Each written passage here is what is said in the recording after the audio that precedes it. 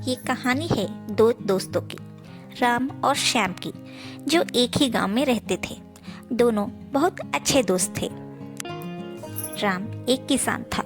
उसका श्याम के सिवाय और कोई नहीं था। राम की जाति भी छोटी थी और श्याम एक अमीर घर का बेटा था, जिसके पास बहुत बड़ा परिवार था। श्याम बड़ी जाति का था, फिर भी वो राम का दोस्त था। श्याम के घर वाले श्याम को हमेशा डांटते थे कि वो राम के साथ न रहे, फिर भी श्याम हमेशा राम के साथ ही रहता था। श्याम बहुत ही अच्छा इंसान था। वो जाति पाति नहीं, इंसानियत को मानता था। इसलिए लोगों के लाख कहने के बाद भी राम का साथ नहीं छोड़ता था। राम और श्याम साथ में ही खाते थे, साथ में ही घूमते थे, यहाँ तक कि साथ में खेती भी करते थे। श्याम बहुत खुशी से राम के साथ खेती करता था। ये बात श्याम के घर वालों को अच्छी नहीं लगती थी, इसलिए वो हमेशा श्याम को डांटते रहते थे और कहते थे कि लोग और समाज हमें क्या कहेगा कि इतने बड़े घर का बेटा आखिर एक किसान के साथ खेती क्यों करता है। सभी गांव वाले भी श्याम को राम के खिलाफ भड़काते थे, लेकिन श्याम को कुछ फर्क नहीं पड़ता था कि लोग क्या कह रहे हैं। राम भी श्याम को बहुत मानता था, उसकी हर बात मानता था, उसको खेती करना सिखाता था। दोनों बहुत खुश रहते थे। एक दिन श्याम के घर वाले श्याम की शादी के लिए लड़की देखने गए। उन्हें लड़की पसंद आई और घर आकर उन्होंने श्याम को सब बताया। तब श्याम ने शादी के लिए मना कर दिया। घर वालों के पूछने पर श्याम ने जवाब दिया, मैं अभी शादी नहीं कर सकता। जब तक मेरे दोस्त राम की शादी नहीं करवा देता, तब तक मैं शादी नहीं करूँगा। श्याम के पिताजी जबान के पक्के थे। वो लड़की वालों को जबान दे चुकी थी कि उनकी बेटी की शादी वो अपने बेटे श्याम से ही कराएंगे, क्योंकि श्याम ही उनका इकलौता बेटा था। और श्याम ने शादी के लिए मना कर दिया था। अब श्याम के पिताजी को चिंता होने लगी कि वो अब क्या करे। एक दिन श्याम को देखने लड़की वाले अचानक गाँव आ जाते हैं। तभी श्याम राम के साथ हंसी ठिठोली कर रहा था कि देख उन्होंने गांव वाले से पूछा कि श्याम किसके साथ है। तभी गांव वालों ने बताया, ये तो एक मामूली किसान है, राम ये खेती करता है और नीची जात का भी है। इतना जानने के बाद ये लोग श्याम के घर चले गए और उसके पिताजी से रिश्ता तोड़ने की बात कहते हैं, क्योंकि उनका बेटा एक छोटी जाति वाली से दोस्ती रखता है, तो वो अपनी बेटी की शादी ऐसे घर में नहीं करना चाहते। इसके बाद श्याम के पिता को बहुत शर्मिंदा होना पड़ता है। वो श्याम को घर बुलाते हैं और उससे अभी के अभी राम से दोस्ती तोड़ने को कहते हैं, क्योंकि राम की वजह से श्याम के पिताजी की इज्जत गई, उनकी नाक कटी। लेकिन श्याम अपने पिताजी को समझाता है, पिताजी ये आप कैसी बात कर रहे हैं, मैं अपने दोस्त को कैसे छोड़ दूँ।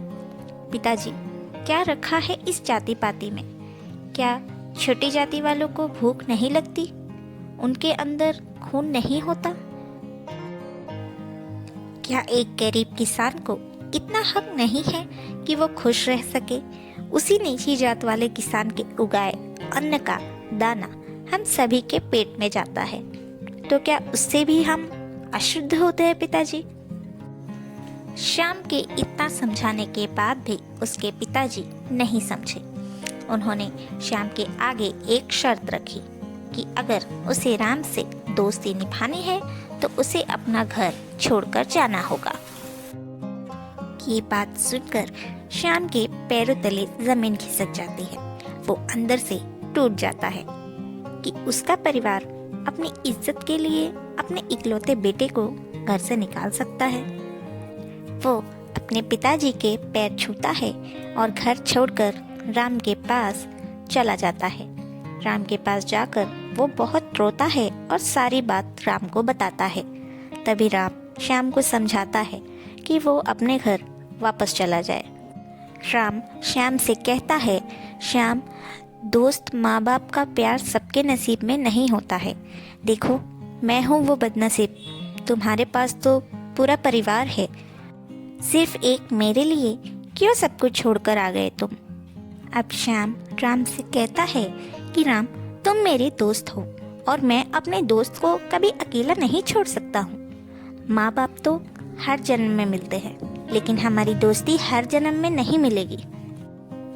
राम और श्याम एक दूसरे के गले लग जाते हैं और भावुक हो जाते हैं। अगले दिन राम और श्याम खाना खाने बैठते हैं तो थाली में सूखी रोटी और दाल थी।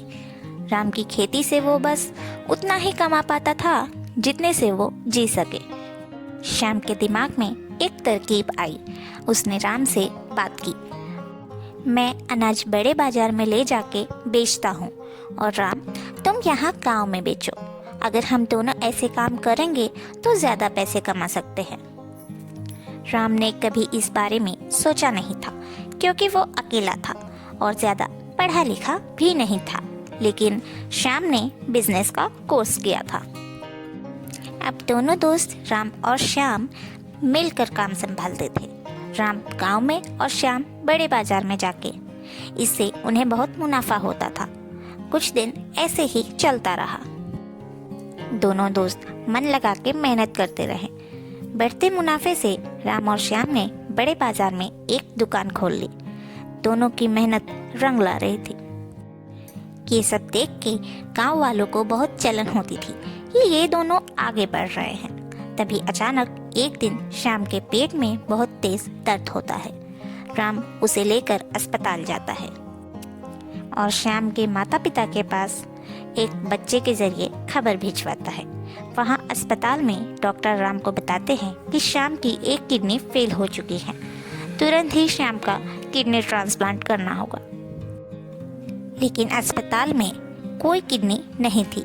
तब राम अपनी एक किडनी देकर श्याम की जान बचाता है। ऑपरेशन होने के बाद राम अभी बेहोश था और श्याम के घर वाले अस्पताल पहुंचे। तभी डॉक्टर द्वारा उन्हें पता चला कि श्याम की किडनी फेल थी, तो उसका किडनी ट्रांसप्लांट किया गया है। श्याम के पिता को जैसे ही पता चला कि श्याम को किडनी राम ने दी है, वो कुछ देर के लिए एकदम सुन्न हो गया। उसे उसकी पिछली सारी गलतियों का एहसास एक ही झटके में हो गया। जैसे ही राम और श्याम को होश आया, उसने दोनों से हाथ जोड़कर माफ़ी मांगी और रोने लगा। फिर उसने राम का आभार माना। मैंने तुम्हारे बारे में बहुत बुरा भला सोचा था, पर तुम तो भगवान निकले राम, मुझे माफ़ कर दो। मैं तुम्हारा बहुत आभारी हूँ। तुमने मेरे बेटे की जान बचाई और मैं मूर्ख तुम दोनों की दोस्ती को तोड़ने की कोशिश करता रहा। आज से मेरे 2 बेटे हैं, राम और श्याम, और तुम दोनों अब अपने घर चलो अपने पिता के साथ। ये सुनते ही श्याम की खुशी का ठिकाना न था और राम तो खुशी से रोने ही लगा। आखिर उसे एक परिवार मिल गया जिसके लिए वो बचपन से तरसा था। उसे एक माँ बाप मिल गए। राम और श्याम दोनों घर जाते हैं और कुछ ही दिनों में ठीक होकर फिर से अपनी खेती और दुकान संभालने लगते हैं। और अब इस बात से श्याम के परिवार को भी कोई आपत्ति नहीं थी।